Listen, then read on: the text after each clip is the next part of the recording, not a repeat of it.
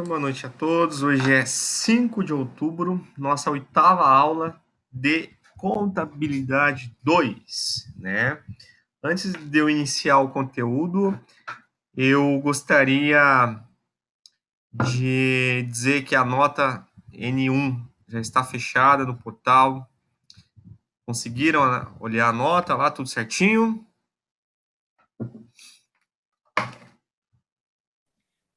Ainda não acessei a nota, professor. Tá, beleza. Então tá. Pessoal, vamos lá. Em Contabilidade 2, nós iniciamos a nossa abordagem sobre um aspecto introdutório, um aspecto conceitual. Na sequência, nós entendemos como que funciona a contabilização de contas patrimoniais, ok? Abordamos as duas técnicas de contabilidade: a escrituração, que consiste no débito e crédito no livro diário, ok? Bem como também a elaboração do balancete de verificação de 4 colunas e também do balanço patrimonial. Nas últimas duas aulas, nas últimas 3 aulas, nós iniciamos a nossa abordagem também sobre contas de resultado. Porque na contabilidade nós temos duas segmentações de natureza de contas. Nós temos as contas patrimoniais, que são aquelas contas que fazem parte do balanço patrimonial. E nós temos as contas de resultado, que são aquelas contas que fazem parte da demonstração do resultado do exercício.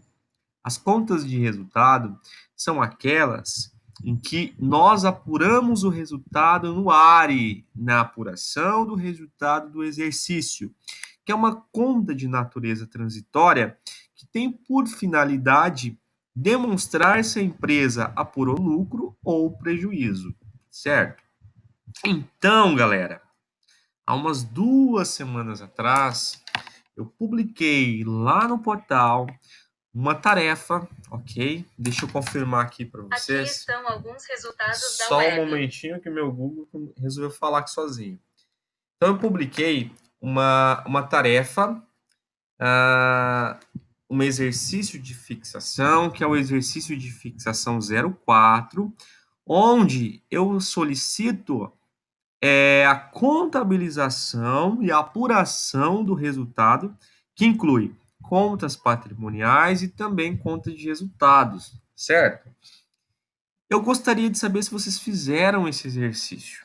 Beatriz, conseguiu fazer?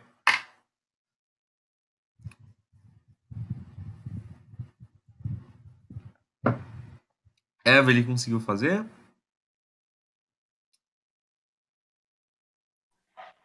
É a única atividade que tem no SAP, professor, do senhor?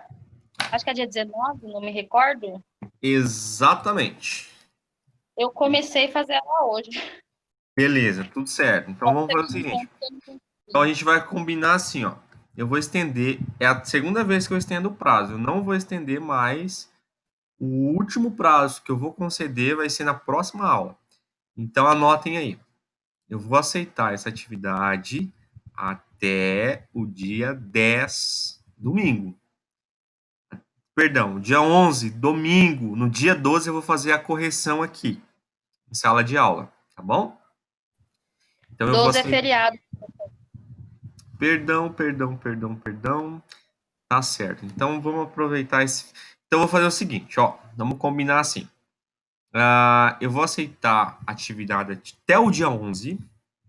Aí no dia 12 eu vou fazer a correção da atividade individualmente, ok? E vou postar no SAF, não no dia 12, mas no dia 13, a correção dessa atividade, beleza? Porque já é conteúdo para N2. Eu preciso ter um feedback aí se vocês estão conseguindo fechar resultado ou não, tá bom? Então vocês vão fazer o seguinte: lá no SAF, vocês vão verificar que nós. Deixa eu entrar aqui para que eu possa orientar vocês da forma correta, tá? Só um momento.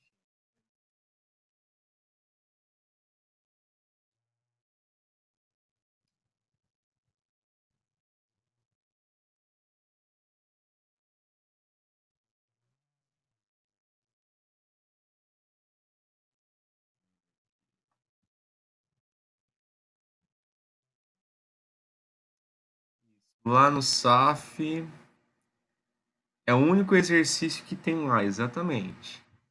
É o exercício 04, de fixação 04, ok? E para mais detalhes, a Amanda está falando aqui que ela ficou com dificuldade de lançar as razonetes, né?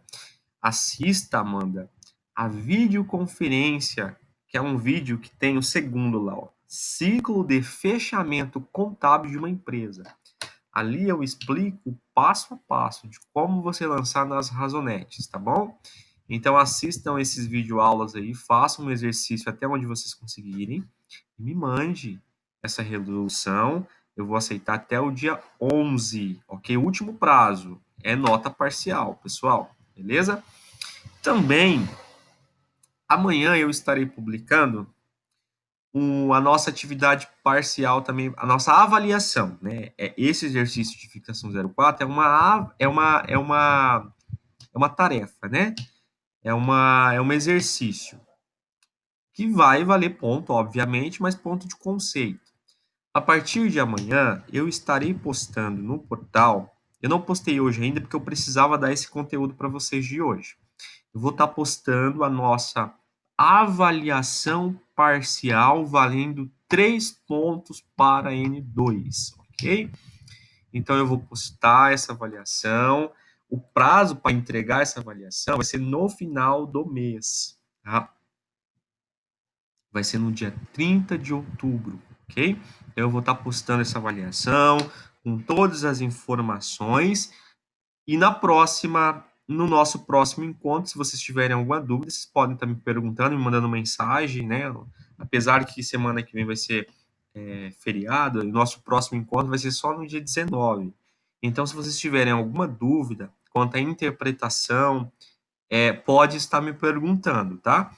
Mas eu já adianto a vocês que essa atividade parcial vai ser na mesma metodologia das atividades que a gente tem desenvolvido em sala de aula, que é o mesmo modelo do exercício de fixação 01, 02, 03, 04.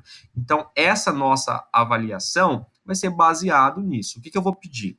Vou pedir contabilização no livro diário, transposição para o Razonete, depois balancete de verificação e balanço patrimonial, tá bom?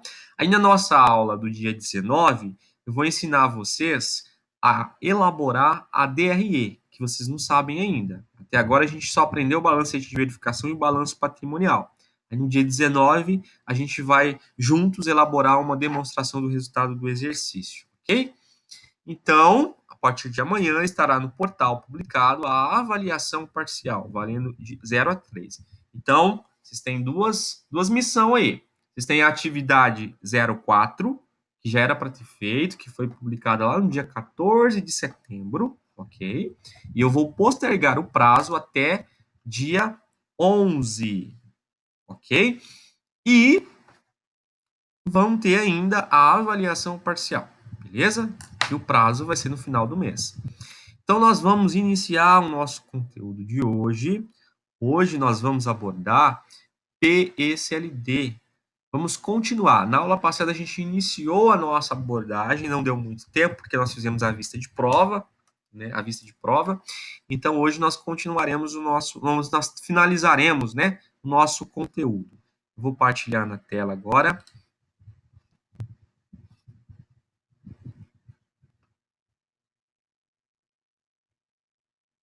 Alguém aqui participou do ciclo de palestras, galera?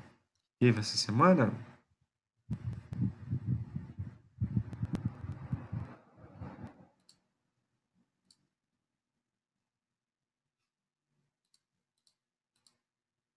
Ninguém?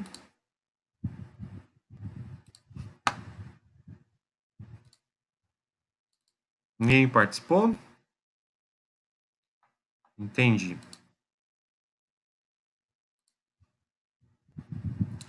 Beleza. Então vamos lá. Pessoal, já está compartilhado na tela. Hoje nós vamos abordar um tema de suma importância, né? Que é a provisão para créditos de liquidação duvidosa. Mas o que é isso, né? Provisão para créditos de liquidação duvidosa. O que acontece? Hoje, as empresas, de forma geral,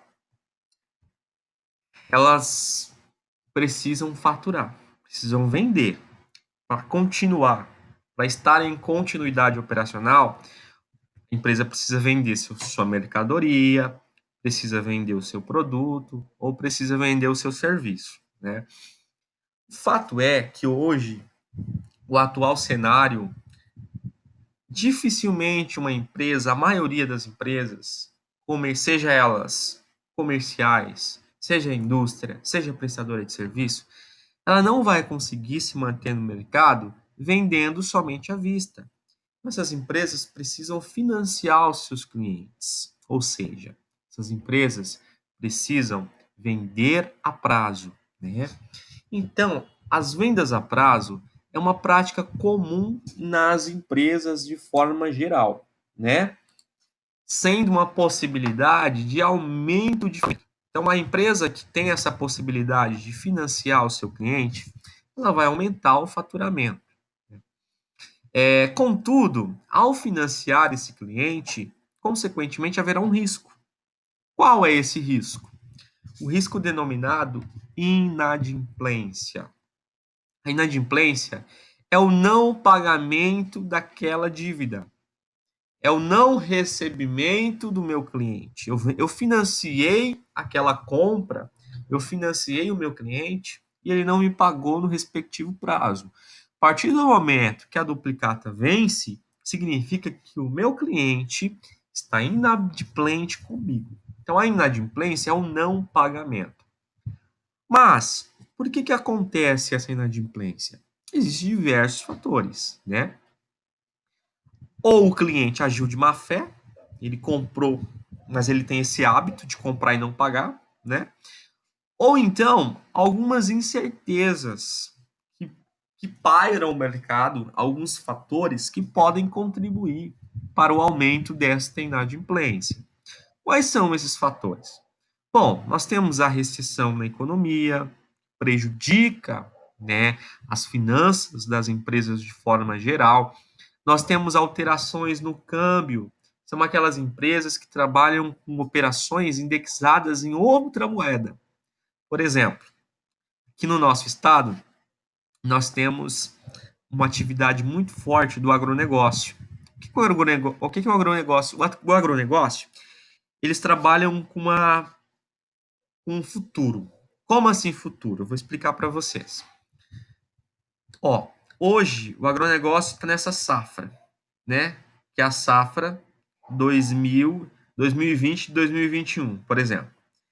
O agronegócio está trabalhando com a safra 2020 e 2021, mas ele já tem planejado a safra 2021, 2022, 2022, 2023. O agronegócio, ele trabalha com commodities. Então, a empresa agropecuária, ela faz contratos de compra futura e contratos de venda futura. Ela amarra essas operações, né? E essas operações, muitas vezes, a maioria das vezes, quando é dedicado à exportação, ela é indexada em dólar. Então, pode ocorrer a inadimplência em função dessa alteração no câmbio também. Um exemplo do dólar que está muito alto. Então, consequentemente, isso pode ser um fator predominante para o aumento da inadimplência de uma empresa agropecuária. Tá? O aumento do desemprego, aumento da inflação, crise econômica. Atualmente, nós estamos vivendo um cenário muito difícil em função do Covid-2019, onde a crise econômica ela está instaurada, muitas empresas já faliram, a inadimplência está altíssima, então, nesse momento, é um momento de grande dificuldade para alguns setores, né? Então, isso tudo causa a inadimplência, que é o não pagamento na data prevista, ok? Aí a gente vai trabalhar agora alguns conceitos para a gente entender o que significa PCLD. O que a PCLD tem a ver com a inadimplência? Conforme Ribeiro, provisão para créditos de liquidação duvidosa consiste em um valor que é provisionado no final. Deixa eu ver aqui. Deixa eu ver aqui que eu fiz alguma coisa aqui. Só um momentinho, tá?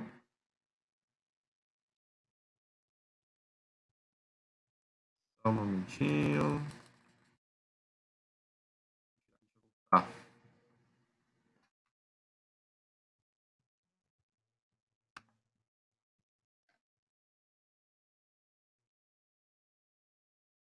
Beleza. Então, conforme Ribeiro, provisão para créditos de liquidação duvidosa consiste em um valor que é provisionado no final de cada exercício. Então, a PCLD, ela será provisionada no final do exercício social da empresa, para cobrir no exercício seguinte as perdas decorrentes do não recebimento de direitos da empresa. Tá? Souza, ele fala o seguinte, ele explica que o valor dessa provisão será em função do valor total dos créditos da empresa em que encerramos o período contábil, quando ocorre a elaboração das demonstrações contábeis. Basicamente, o que esses dois conceitos nos trazem? Primeiro, fala o seguinte: olha, a provisão para créditos de liquidação duvidosa é um valor que será provisionado. O que vocês entendem por provisão? Por favor, participem.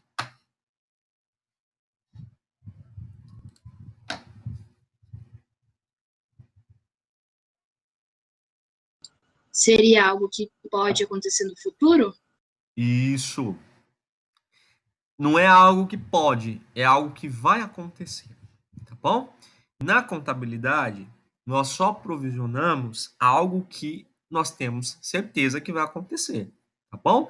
Algo incerto não é provisionado. O princípio é a questão lá do CPC 010, que fala da representação fidedigna da informação contábil, que é aquele princípio da prudência que nós vimos, que agora está lá dentro do CPC 00, fala isso. Nós temos que adotar, sermos prudentes. Se nós temos certeza que vai acontecer, a gente reconhece, tá bom? Se não tenho certeza, eu não reconheço.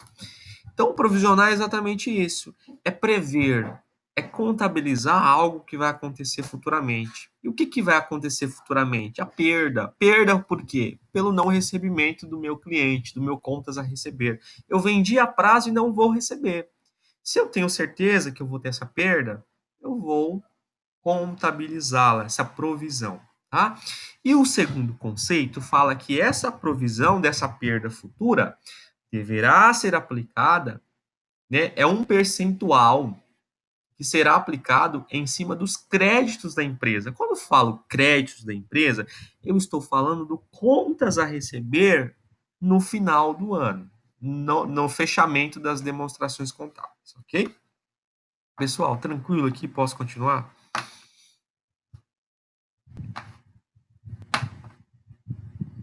Posso continuar?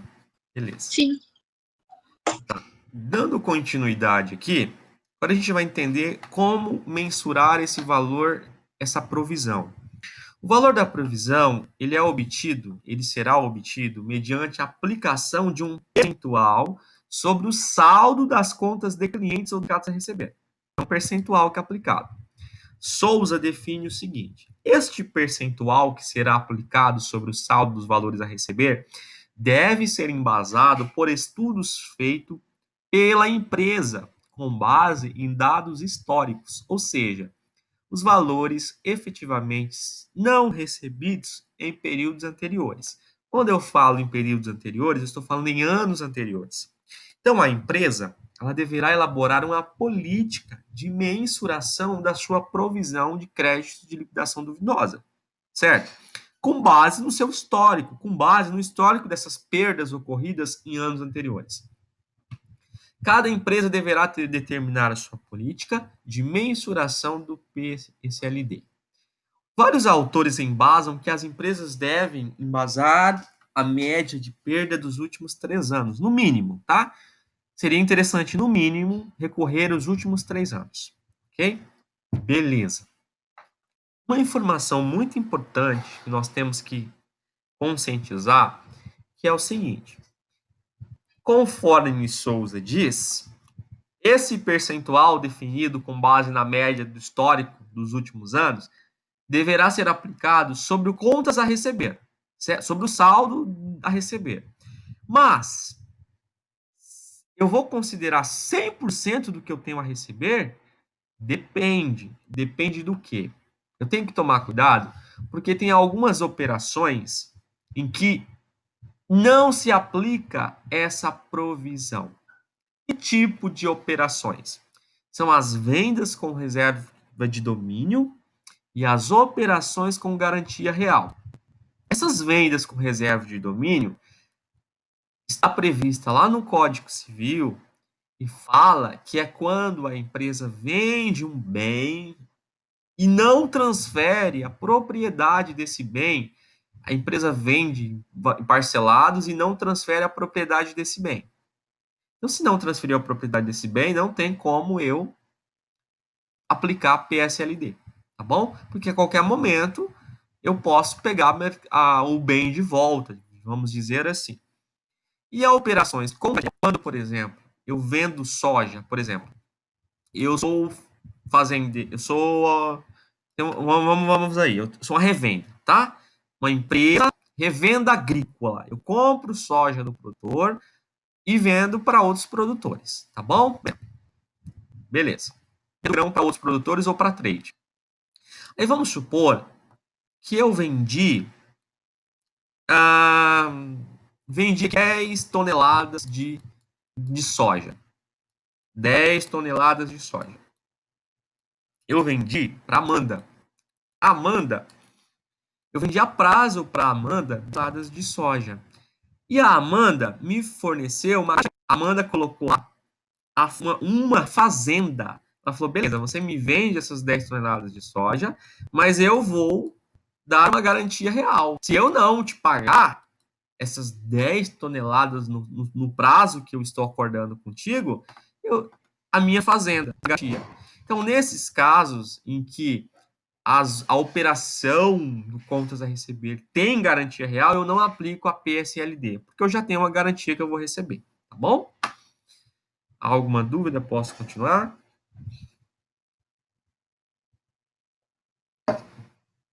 Beleza. Agora vamos calcular um exemplo prático aqui. Existem diversos tipos, diversas modalidades de cálculo. Eu trouxe para vocês o mais simples. A média simples poderá ser da seguinte forma. Suponhamos que a empresa Meta Limitada, com base em seu histórico dos anos, apresentou os seguintes valores, saldos finais e perdas realizadas. Então, lá em 2017, a Meta Limitada fechou o ano com saldo a receber de clientes de R$100 mil. E no ano seguinte, ela teve 5.570 de perda.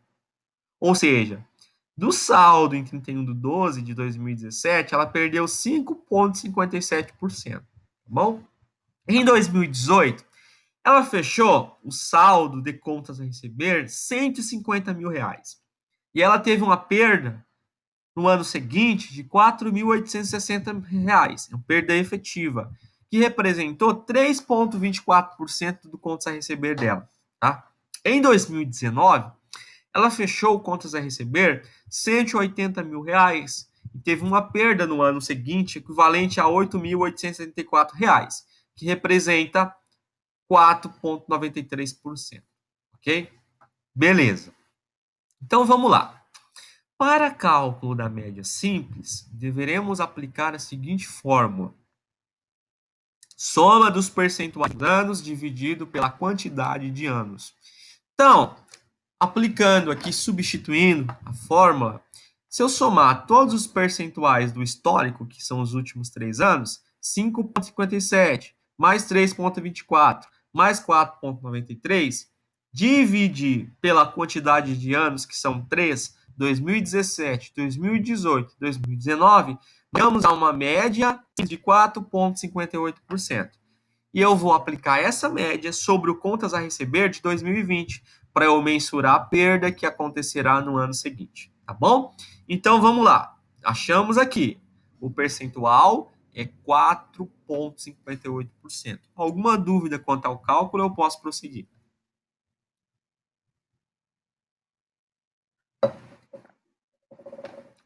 Pode prosseguir. Beleza. Então, suponha que vamos contabilizar a PSLD de 2020, ou seja, no final do ano, 31 de dezembro de 2020. Do exemplo de cálculo demonstrado anteriormente, vamos considerar que no final do exercício de 2020, o saldo da conta de clientes somou 220 mil. Então, nós tiramos em 31 de 12 de 2020 um saldo de contas a receber equivalente a 220 mil. Logo, mas assim, eu vou perguntar para vocês agora. Pessoal, sempre eu vou fazer isso? Eu vou ter que pegar o saldo no final do ano e aplicar o percentual? Sim ou não? 100% do saldo, eu vou aplicar o percentual? O que vocês acham? Amanda, você acha que sim ou não? Acho que sim. Beatriz, você acha que sim ou não? Só responde aí para mim.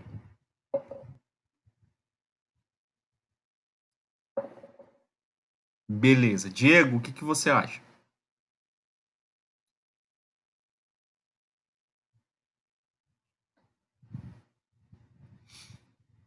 Evelyn, o que você acha? O Diego também acha que sim. Ah, eu acredito que não. Por que, Evelyn, que não? Ah, professor. Ah, já não sei explicar, mas eu acredito que não. Tá. A Evelyn acertou. Por que ela acertou? Vou explicar para vocês. Pessoal, não é garantia que eu sempre vou aplicar o percentual total. Mas por quê, professor? Porque nós não devemos esquecer dessas operações aqui. Se, por exemplo, 50% de 220 mil aqui fosse operação com garantia real, eu não ia aplicar sobre 220, eu ia aplicar sobre 110 mil, porque 50% tem garantia real e eu não posso aplicar PSLD em operações com garantia real. Ficou claro? Então, eu tenho que analisar a natureza, tenho que abrir o meu contas a receber e tenho que analisar a natureza do meu contas a receber. Ou seja, eu tenho que analisar se dentro dessas operações por nota fiscal e por fatura, tem operações, tem aquelas operações que não poderão ser aplicadas a PSLD. Mas nesse exemplo hipotético, não tem essas operações. Então, logo o cálculo vai ser 220 mil vezes o percentual, a média que nós achamos anteriormente. Então, vezes 4,58%, perda prevista provisionada será R$ 10.076 no ano seguinte, com base no histórico dos últimos 3 anos, com base na média do histórico dos últimos 3 anos. Tá, beleza. E como nós vamos contabilizar isso, né? Porque a provisão nós contabilizamos. Então, lá no último dia do ano, no livro diário, nós vamos debitar uma conta chamada despesa com crédito de liquidação duvidosa. Essa conta vai ser uma conta de resultado, né? Uma conta de despesa. Professor, mas por que você está debitando uma despesa? Porque é uma provisão de perda, ok? E perda é uma despesa. E vou creditar uma conta chamada provisão para créditos de liquidação duvidosa. Vocês, vamos aí. Eu sei que vocês nunca viram esse tipo de operação. Vocês têm aquele pequeno chute, quase no achismo. Amanda, classifica essa conta para mim. Você acha que vai ser ativo, passivo ou resultado? Ativo, passivo, PL ou resultado? Passivo? Beatriz?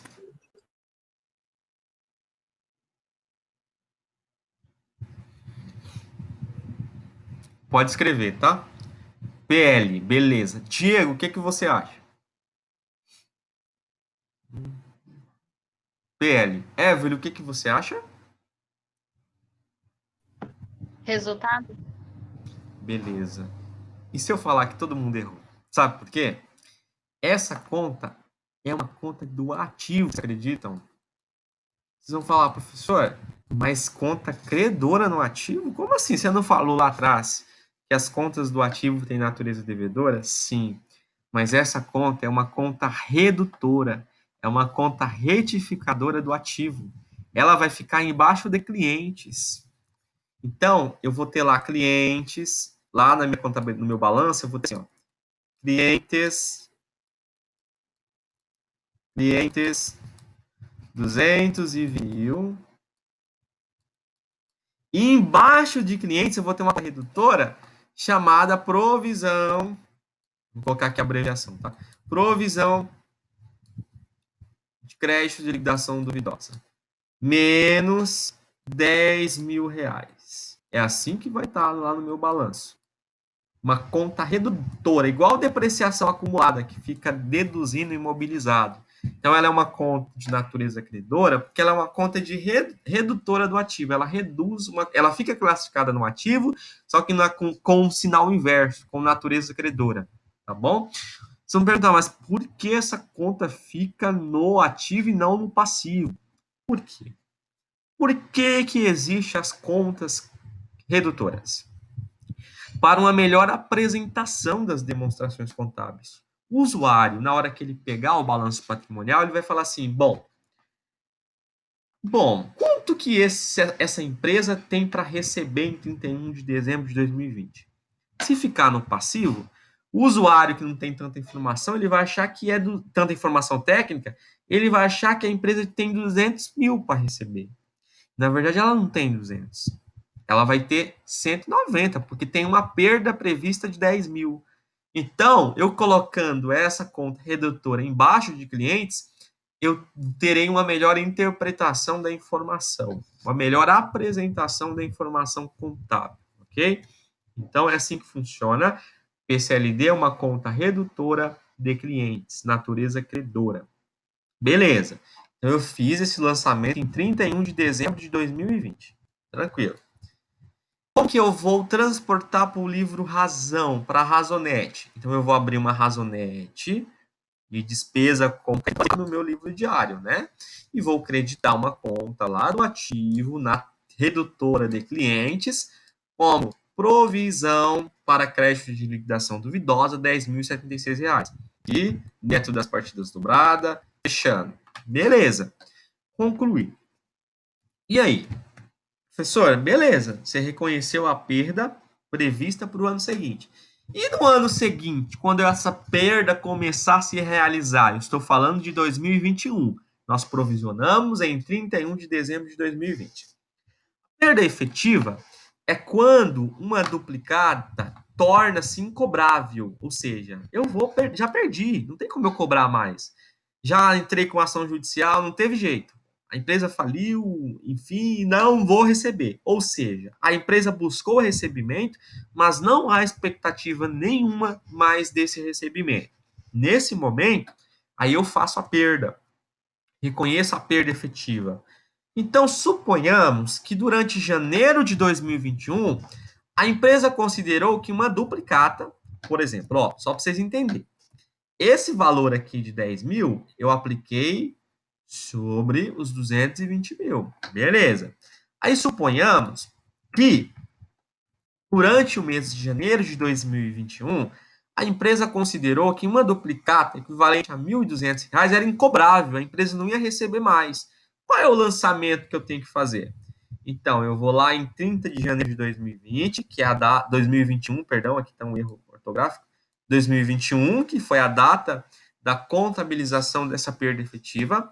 Debito provisão. Como assim, professor? Você está debitando que conta? O que acontece? Essa conta fica classificada onde? Provisão para crédito de liquidação duvidosa. Ativo, passivo, PL é o resultado. Amanda, onde que ela fica classificada? Ela está ativa. Exatamente. Então, ou seja, ela está lá no ativo, como redutora de clientes. Então, para eu diminuir uma conta redutora de clientes, ela é no ativo, só que ela tem natureza credora. Então, para eu diminuir ela, eu debito. Então, eu estou debitando provisão para crédito de liquidação duvidosa 1.200, que é o valor que eu não vou receber, e credito clientes 1.200. Então, pessoal, nada mais, eu faço um encontro de contas. Eu diminuo aqui, debitando, e diminuo aqui, creditando. Então, o contas a receber já vai ter um saldo nesse momento de 180, 200 mil menos 1.200 vai ser 198.800. E a minha PCLD vai ser 10 mil menos 1.200. Vocês entenderam? É assim que funciona. Então, eu estou reconhecendo a perda efetiva. Perdi, vou diminuindo a minha provisão e diminuindo o meu cliente. Ah, professor, não é mais fácil direto? Nesse momento que eu reconheço a perda, já diminui direto de cliente? Não, porque a perda não ocorreu ainda, é uma provisão, eu tenho que separar. Eu só vou diminuir o cliente, de fato, quando eu só vou estornar o meu cliente, de fato, quando a perda for efetiva. Transportando para o livro razão, eu vou e vou debitar provisões de liquidação duvidosa. Pessoal, e aí? Ficou claro? Lembrando mais uma vez, ó, as contas retificadoras. Essa provisão para crédito de liquidação duvidosas é uma conta retificadora, por isso que ela tem natureza credora. Ela está diminuindo ela, eu debito. Foi o que nós fizemos aqui. Diminuímos 1.200, porque a foi efetiva. E aí, tudo certo? Alguma dúvida?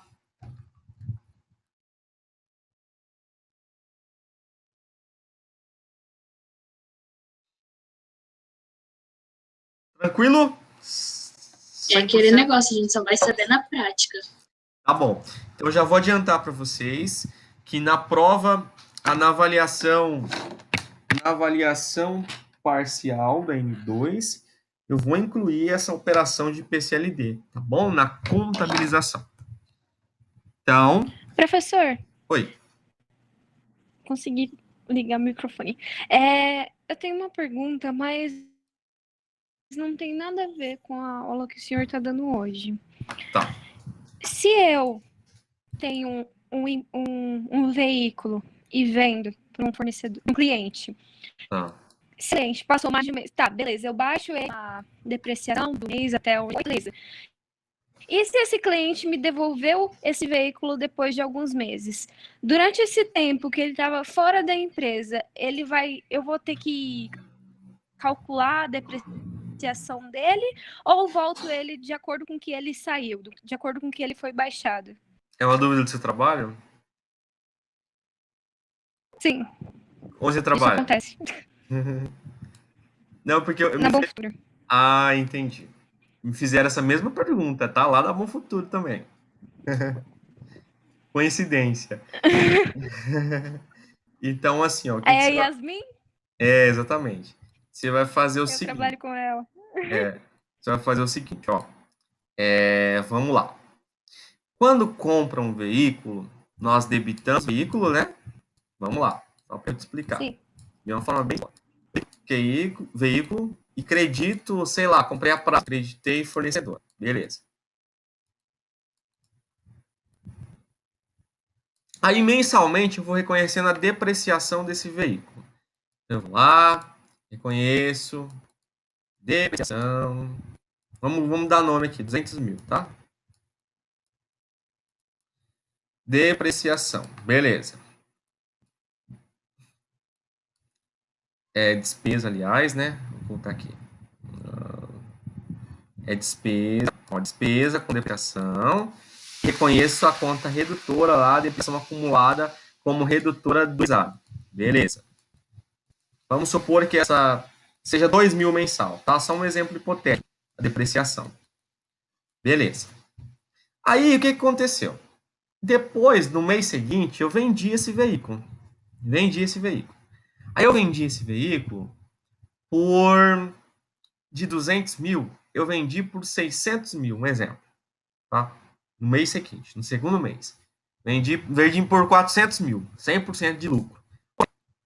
Deixa eu colocar aqui. Tá. Custo de imobilizado, que é o meu custo, a taxa do meu estoque. Qual que vai ser o meu custo de imobilizado?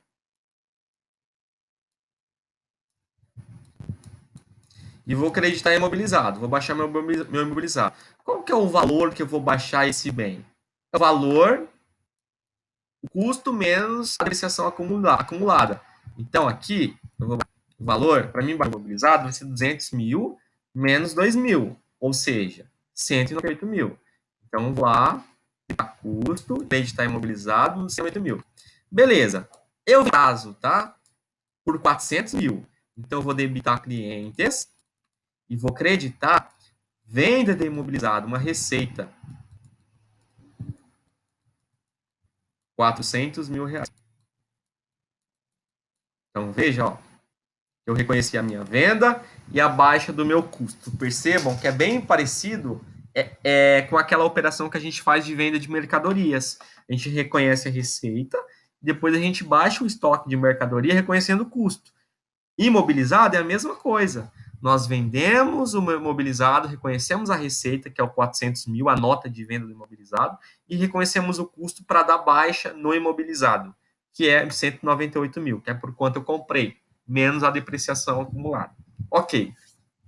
Aí vamos supor que esse cara ficou com esse imobilizado.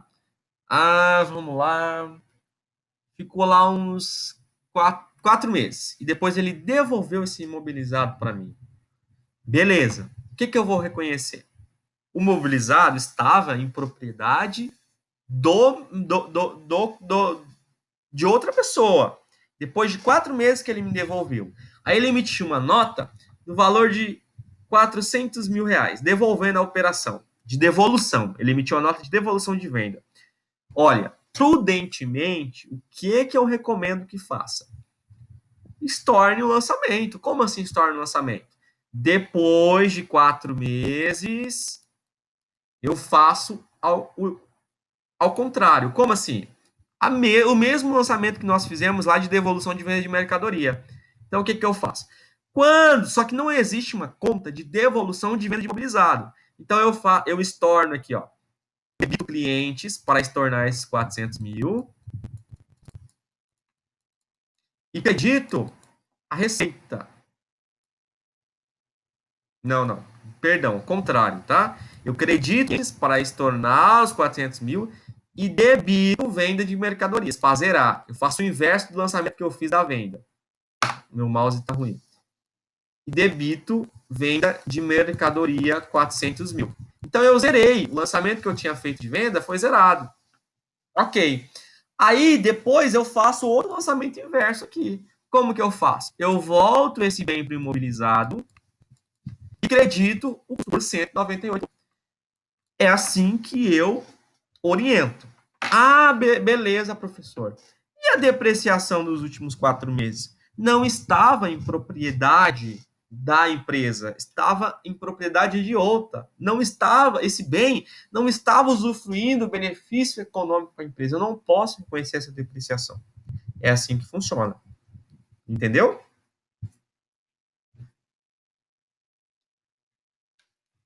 Sim. Mais ou menos nesse contexto, tá? Mas teria que olhar, dar uma lida lá no CPC 27 para fundamentar melhor. Pessoal, então é isso. Mais alguma dúvida? Tudo certo?